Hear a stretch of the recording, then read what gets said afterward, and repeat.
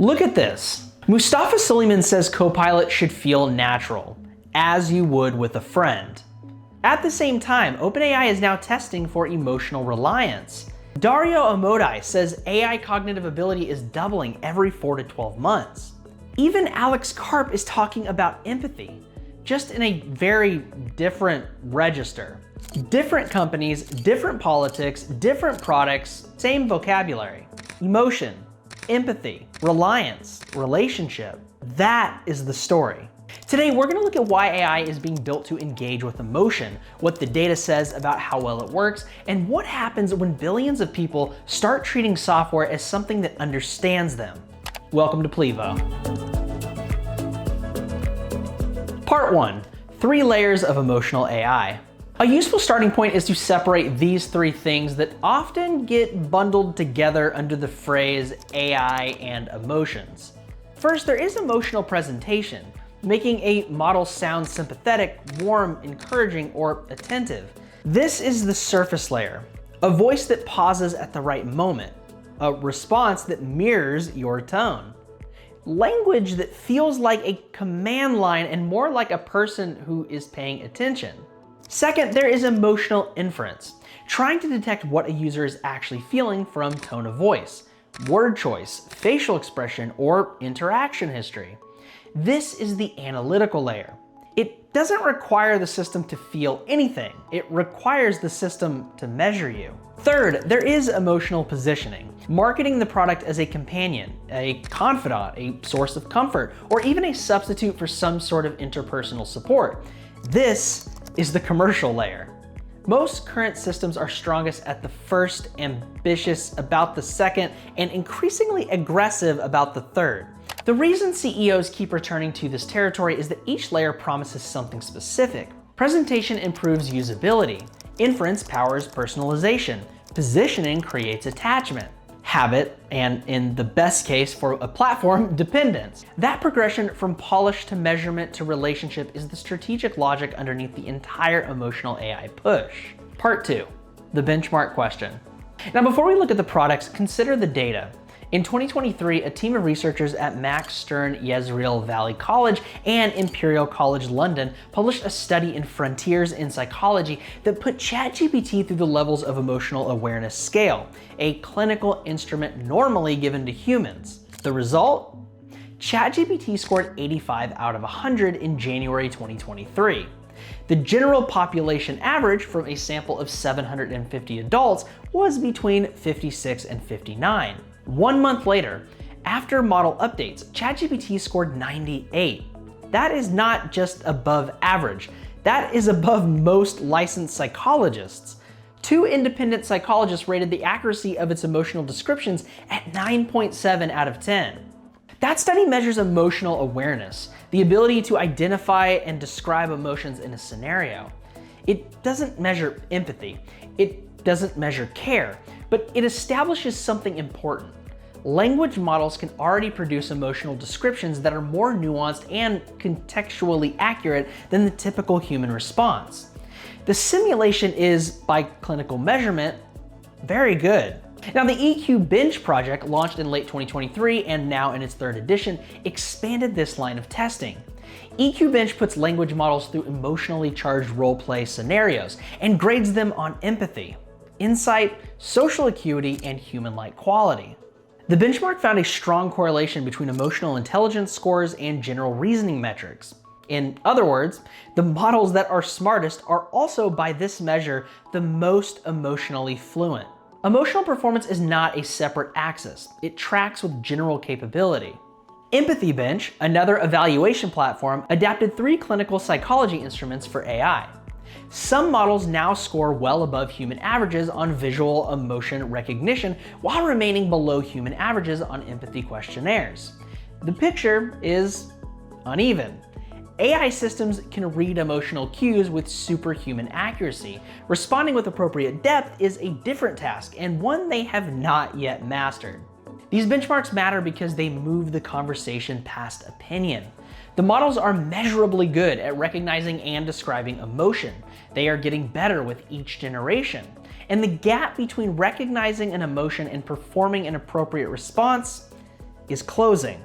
When the next generation of frontier models ship, every one of them will be more emotionally fluent than the last. Not because the companies are specifically optimizing for empathy, but because emotional fluency correlates with the general intelligence that they are already optimizing for. The capability is arriving as a side effect of scale. Part 3, the product race. The commercial applications of this capability are already live. Inflection AI, confounded by Suleyman before he moved to Microsoft, describes itself as building human-centered AI models that unite emotional intelligence and raw intelligence, and says its goal is to transform interactions from transactional to relational. That wording is precise. Transactional software completes tasks. Relational software is supposed to feel like it knows you, adapts to you, and relates to you over time. Pi, Inflection's flagship product, was marketed as the first emotionally intelligent AI. The product page still describes it as a supportive, smart, and there for you anytime. Bot, I guess. One of the best funded AI startups of this era explicitly treated emotional framing not as a side benefit, but as the product category itself. HumAI calls its flagship product an empathic voice interface. The company says the system uses vocal tones to understand when users have finished speaking, predict preferences, and optimize responses for satisfaction over time. Its API can process tone of voice, generate more empathic language, and modulate its own rhythm and timbre. This is not better speech recognition.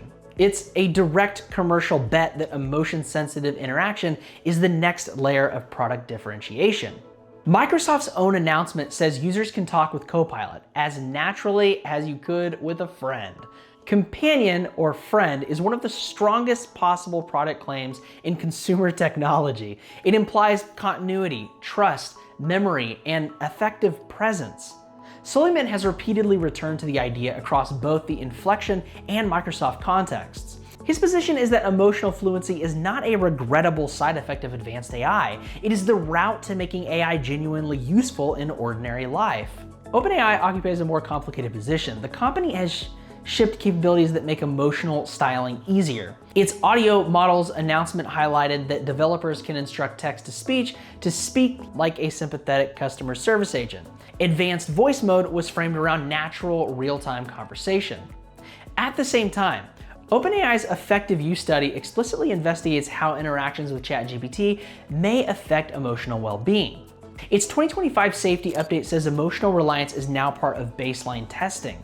The same company that makes AI more conversational is also publicly documenting the risks of users treating it as a relationship. That tension tells you something important about the state of the industry. The people building these systems understand the risks, but the product incentives push forward regardless. There's also a blunt market reason underneath all of this. Commodity intelligence is hard to defend. Once multiple companies can summarize text, draft emails, write code, and answer questions at comparable quality, the next frontier of differentiation is not raw performance. It is personality, memory, trust, and user preference. If one assistant feels sterile and another feels attentive, many users will prefer the attentive one, even if both produce equivalent output.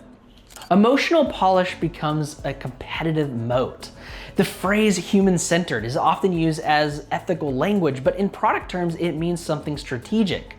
Move the competition from speed and accuracy into attachment and loyalty. Part 4, the availability argument. Times reporting on AI emotional support captures an argument that many believers in emotional AI find compelling. It says chatbots can provide what Yale's Mark Brackett calls permission to feel at scale, because they are non-judgmental, always available, and can offer a form of compassionate attention that many people do not reliably receive from other humans. The argument does not claim AI is better than human intimacy. It claims AI can be more consistently available than human support, especially for people who are lonely, isolated, embarrassed, or priced out of care. That promise has a labor dimension. Emotional AI is attractive to executives because it industrializes forms of relational work that are hard to scale with humans. Customer service, coaching, onboarding, education support, elder companionship, and social rehearsal all become more automatable if the machine maintains a decent performance of empathy. Hume's materials talk about emotionally intelligent voice experiences at scale. Microsoft talks about support for every need. AI support at scale sounds humane, and sometimes it may genuinely fill gaps that human systems cannot reach. It also aligns with the long-standing platform ambition to replace costly human interaction with software. Those two things are not mutually exclusive. They are often the same initiative, described in different language depending on the audience. Oh yeah, and consider subscribing to Plivo to never miss out on the latest AI news and updates. Now, some of the enthusiasm is sincere. Many builders believe emotionally responsive systems can reduce loneliness, improve accessibility, make interfaces less alienating, and help people articulate feelings they would otherwise suppress. Time's account of AI offering permission to feel speaks to a real social shortage. OpenAI's collaboration with mental health experts to improve responses in distressing conversations reflects a legitimate effort. Good faith exists where the evidence supports it. The structural incentives pushing companies toward deeper emotional engagement also exists, running in parallel regardless of intent. Part 5, the data on what happens next. OpenAI and MIT's effective use study found that people engage with chatbots for personal interactions and that model and user behaviors can influence social and emotional outcomes. A separate paper on AI companions reported that companionship-oriented usage is associated with lower well-being, especially for people with smaller social networks, more intensive use, and higher self-disclosure. Yet another paper on digital entrapment argued that anthropomorphic chatbot use can reinforce emotional dependency and distort expectations about relationships. Taken together, that literature does not support a panic narrative. It does suggest that emotionally framed AI can alter how vulnerable users relate to technology and to other people. The FTC's 2025 inquiry into companion chatbots gets straight to the institutional concern. Its press release notes that these systems are designed to simulate human-like communication, may function like a friend or confidant, and may prompt users, especially children and teens, to trust and form relationships with them. The APA's Adolescents Wellbeing Advisory makes a parallel point. Systems designed to simulate human relationships must include safeguards because adolescents are less likely than adults to question the accuracy and intent of what a bot tells them. Common Sense Media's national survey found that nearly 3 in 4 teens have already used AI companions. The European Commission's guidance around the AI Act highlights concern about emotion recognition practices in high-risk settings involving fundamental rights. Nature Machine Intelligence warns that the integration of AI into mental health and wellness has outpaced regulation and research. APA says these tools are increasingly used for emotional support, but lack the evidence and oversight necessary to guarantee safety. The FTC is investigating harms to children. These are not fringe concerns. They come from mainstream institutions, and they treat the emotional framing of AI as a special risk factor rather than ordinary interface design. Separate APA and media reporting has flagged cases where general-purpose chatbots misled vulnerable users, reinforced unhealthy thinking patterns, or were treated as quasi-therapists without clinical validation. None of this proves that all emotional AI is harmful, but it does show that when a system is perceived as caring, wise, or intimate, some users will grant it authority it has not earned.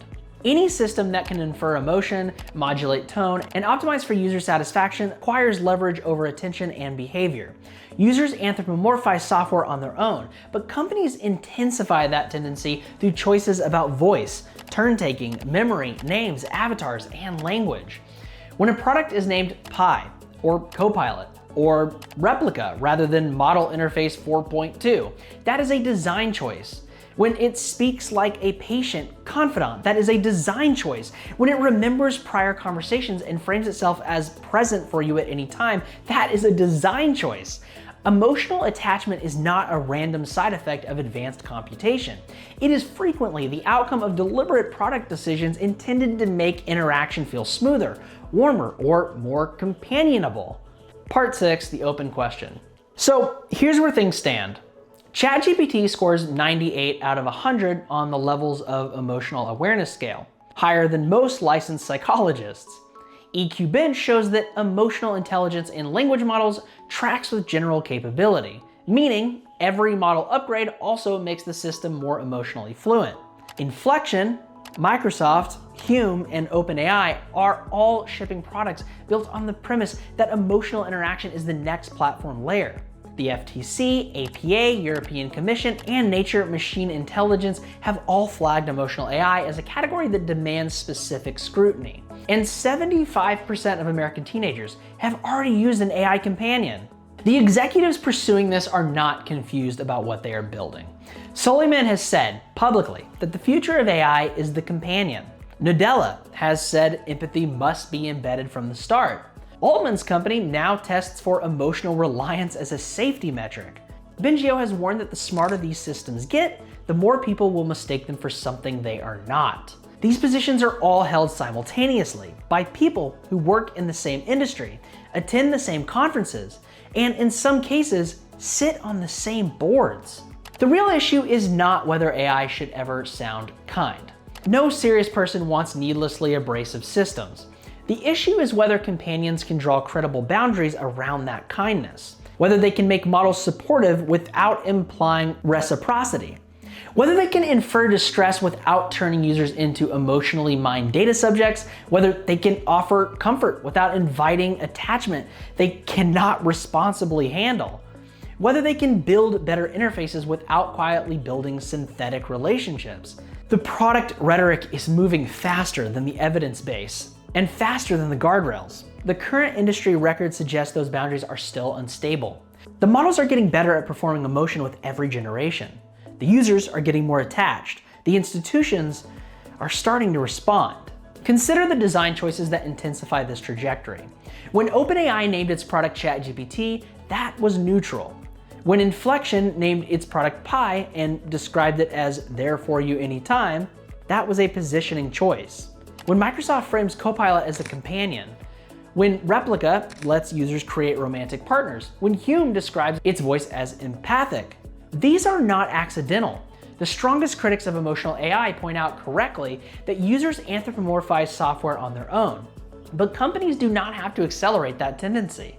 They choose to, and they choose to because the commercial reward for doing so is enormous. I mean, Sam Altman has publicly acknowledged unease about users relying on ChatGPT for emotionally charged decisions. OpenAI's model behavior guidance now emphasizes supporting real-world relationships rather than undermining them. That is a remarkable position for a major AI company. It amounts to an admission that conversational AI can become psychologically sticky in ways that ordinary software never did. And the thing that makes all of this so hard to resolve is that the strongest argument for emotional AI and the strongest argument against it are the same observation, stated from different angles. Once a machine can reliably present itself as attentive, caring, and companionable, it stops being just another tool. So the question this leaves you with, and the one nobody in the industry has answered convincingly yet, where exactly do you draw the line? And who gets to draw it?